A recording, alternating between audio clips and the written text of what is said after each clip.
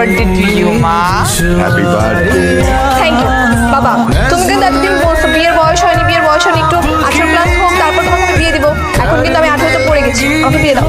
নির্লজ্জ মেয়ে, লজ্জা শরম কিচ্ছু নাই। নিজের বিয়ের জন্য কেউ এভাবে পাগল হয়? তো বিয়ে বিয়ে করবো না?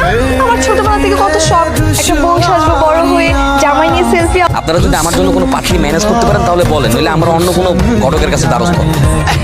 না বাবাজি, বিষয়টা এরকম না। তোমাকে তো আর আমি যে সে পাত্রী দিতে পারি না। একটা ঠিকঠাক সুন্দরী পাত্রী পাইলে আমি তোমাকে ফোন দেবো, ঠিক আছে? একমাত্র মেয়ে। আর এইটা বলতে হবে না, অত্র এলাকার সবাই তোমার চিনে। পরের লাইনটা বলো। আমার বয়স 18 হয়ে গেছে। আলহামদুলিল্লাহ।